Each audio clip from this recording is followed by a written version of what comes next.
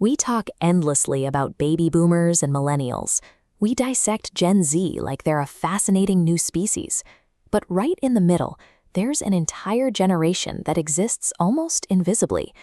Born roughly between 1965 and 1980, they aren't the subject of viral think pieces or constant trend reports. You know them as the older coworkers who never complain, or the parents who seem oddly detached. They're the people who built the infrastructure of the internet, but have no interest in posting about their breakfast. To understand why they operate with such heavy emotional armor, we have to look at the environment that built them, a childhood defined by an almost total lack of a safety net. In the late 1970s, a massive societal shift meant children were routinely coming home to empty houses while both parents worked.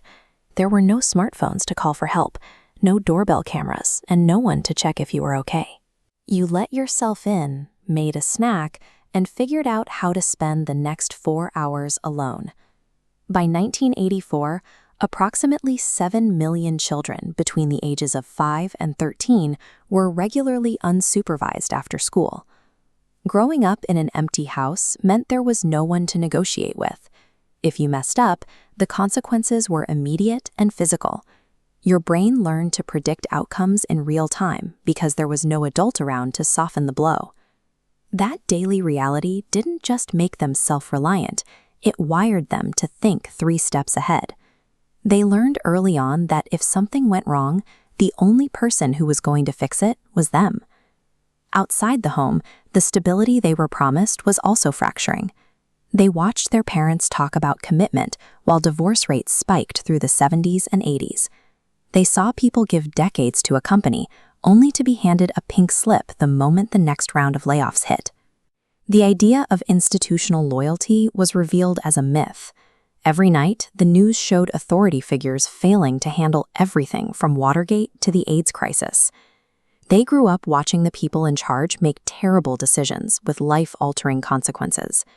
This created a habit of expecting the rug to be pulled out. It wasn't necessarily cynicism, it was a way to protect themselves. By always expecting the worst-case scenario, they were never caught off guard. Their signature irony isn't bitterness, it's armor. It's why they have zero patience for fancy job titles. If you haven't earned your position through actual, visible skill, they won't follow you. They respect competence, not status. Before the internet, information had a literal physical cost. If you wanted to know something, you spent hours in a library, hunting through card catalogs for a single book. Because knowledge required such an investment of time and effort to obtain, it stayed with them. It wasn't something you could just look up and forget 5 minutes later. It became a permanent part of how they understood the world. Their first jobs were raw introductions to the adult world. They were 12-year-olds delivering newspapers to entire neighborhoods, or fast food workers calculating change in their heads when the registers broke. Since they saw corporations abandon their parents, they transferred their loyalty away from the company and toward their own skills. They couldn't control whether they'd be laid off, but they could control being the most capable person in the room when it happened. This hands-on upbringing built a belief that they could master the physical world alone. If a bike chain slipped or a TV flickered, you didn't call a technician, you grabbed a screwdriver and figured it out. When Gen X made a mistake as a kid, it stayed in the basement or the parking lot where it happened. There were no viral videos or permanent digital records of their most awkward moments. That's why the idea of oversharing on social media feels so risky to them. They learned very early on that the less people know about you, the safer you are. Research shows that Gen Xers are far less likely to seek social support during stressful periods. It's not that they don't have people to ask, it's that for them, asking for help feels like an admission of defeat. To this generation, being visible means being vulnerable. Privacy isn't just a preference, it's their final, most effective defense mechanism. This creates a strange paradox in their adult lives. The unsupervised latchkey kids grew up to become highly attentive, hypervigilant parents. They gave their kids the attention they never had, but now they worry they've made the next generation too soft and too visible. They fear that by removing the friction they grew up with, they've taken away the tools their children need to survive. Their adulthood has been a series of economic shocks, from the dot-com burst to the 2008 financial crisis.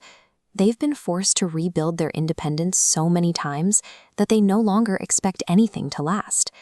They are the ultimate bridge generation.